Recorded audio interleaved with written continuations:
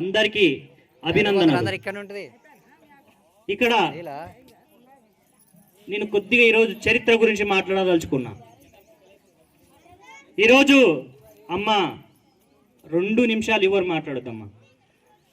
ఈరోజు మనము టైం ప్రకారం ఆలోచించుకుంటే, చరిత్రని అనలైజ్ చేస్తే, ఆలోచించకుండానో 3 మహానీయుల విగ్రహాలని మనం చిట్టాలో ప్రతిష్ఠించుకున్నాం. ఇంకొక శివాజీ మహావిగ్రహాన్ని పెడుతున్నాం.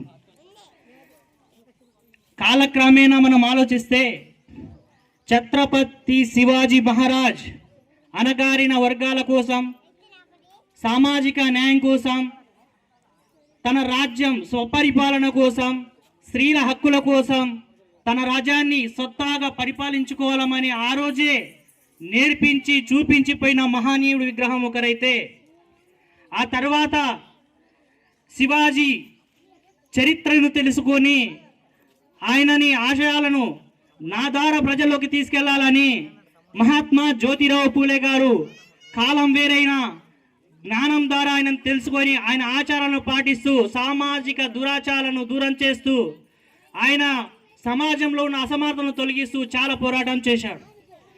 అలా పోరాటం చేసిన జ్యోతిరావు పూలే గారిని గురువుగా భావించి డాక్టర్ భీమ్రావ్ అంబేద్కర్ గారు గురువుగా భావించి ఆ ఆశయాలను, ఛత్రపతి శివాజీ ఆశయాలను మహాత్మా జ్యోతిరావు పూలే పాటిస్తే, జ్యోతిరావు పూలే ఆశయాలను అంబేద్కర్ గారు పాటించి ఇంకా ఉన్న అసమానతలను తొలగించి, దాదాపు ఇది ఇలాగే కొట్లాడితే ఈ అసమానతలు ఇలాగే ఉంటావని రాజ్యాంగంలోన బడుగు బలహీన వర్గాలకు హక్కులను పొందపరిచి వారిని జ్ఞానులుగా తీర్చిదిద్దాలనే సంకల్పంతోన ప్రతి ఒక్కరికి హక్కులను కల్పించడం జరిగింది.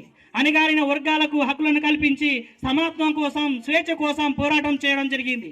అలాంటి గొప్ప ఆశయాలతో ఈరోజు చిట్యాల గ్రామంలో 3 మహనీయుల విగ్రహాలను పెట్టుకుంటున్నాం.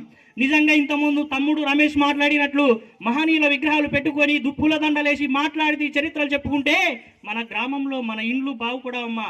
వాళ్ళ చరిత్రలు చదవాలి, చరిత్రలు తెలుసుకోవాలి, వాళ్ళు చెప్పిన ఆశయాలను మనం పాటించాలి. సమాజంలో అందరం అన్నదమ్ములా కలిసి ముందుకెళ్తేనే మనం బాగుపడతాం అనేది మనం గుర్తించుకోవాలి. ఎప్పుడో దాదాపు 100 సంవత్సరాల క్రితం నుంచి బానిసత్వం ఇంకా ఇప్పటికీ కూడా అక్కడక్కడ కనిపిస్తుంది. తమ్ముడు అన్నట్టుగానే ఇంకా ఎవరో ఒకరు పెద్ద డబ్బున్నోలో ఇంకెవరో కనిపిస్తే వంగి నమస్కారాలు పెట్టడం కాదమ్మా. ఈ రోజు మనకి ఇంత హక్కులు కల్పించిన, స్వేచ్ఛగా చదువుకుంటున్నాం, స్వేచ్ఛగా బతుకుతున్నాం. ఈ రోజు కూడా బానిసత్వం కాదు. ఎవరి కింద వంగి పనిచేయాల్సిన అవసరం లేదు. మనం తప్పు చేయనంత వరకు ఎవరికి భయపడాల్సిన అవసరం లేదు. ఇన్ని హక్కులు పెట్టుకున్నాం కాబట్టి అలాంటి మహానుభావుల అడుగుజాడలో మనం నడుస్తూ నీతి నిజాయితీగా మందుకు బానిస కాకుండా, యువకులు బెట్టింగ్లో బానిసలు కాకుండా మనం ఆశయాలు అడుగుజాడలో నడుచు మన గ్రామాన్ని, దేశాన్ని బాగుపరచుకోవాలంటే ఇలాంటి మహానుభావుల చరిత్రలు తెలుసుకొని ఆచరించాలి. అలా ఆచరించిన రోజే మనం బాగుపడతామని తెలియజేస్తున్నాను. ఇలాంటి అవకాశం ఇచ్చిన ప్రతి ఒక్కరికి ధన్యవాదాలు తెలుపుతున్నా. ముఖ్యంగా ఇలా ఇంకొక చిన్న పాయింట్ చెప్పాల్సిన అవసరం ఉంది. ఇక్కడ చెప్పకూడదు కానీ చెప్పాల్సిన అవసరం వస్తుంది. అంబేద్కర్ మహారాజు ఎస్సీ సామాజిక వర్గం చెందితే, జ్యోతిరావు పూలే ముదిరాజు సామాజిక వర్గానికి చెందుతాడు. మరి శివాజీ మరాఠా సామ్రాజ్యం వర్గానికి సంబంధించిన వారు. ఇక్కడ 3 కూడా వేరే వేరే సామాజిక వర్గాలకు చెందిన వాళ్ళ ఆశయాలు మాత్రం బడుగు బలహీన వర్గాల ఆశయాలు బాగు చేయాలి, వాళ్ళ బతుకులు బాగు చేయాలనే ఉద్దేశమే అలాంటి 3 మహానుభావులను మనం పెట్టుకున్నాము. ఇక్కడ కుల మత వర్గాలు వద్దు, చిట్టేయాలంటే ఒకే కుటుంబంగా బతుకుదాం, అందరం కలిసి మన గ్రామాన్ని మనము బాగుపడదామని ఆశిస్తూ ఈ అవకాశం ఇచ్చిన ప్రతి ఒక్కరికి ధన్యవాదాలు తెలుపుతూ ఇలాంటి ప్రోగ్రాం కండక్ట్ చేసిన అంబేద్కర్ సంఘానికి ప్రత్యేక ధన్యవాదాలు తెలుపుతూ ముగిస్తున్నాను. జై హింద్, జై భీమ్. అంబేద్కర్ ఆశయాలను కొనసాగిద్దాం. అంబేద్కర్ ఆశయాలను. అశోక్ గారికి ధన్యవాదాలు.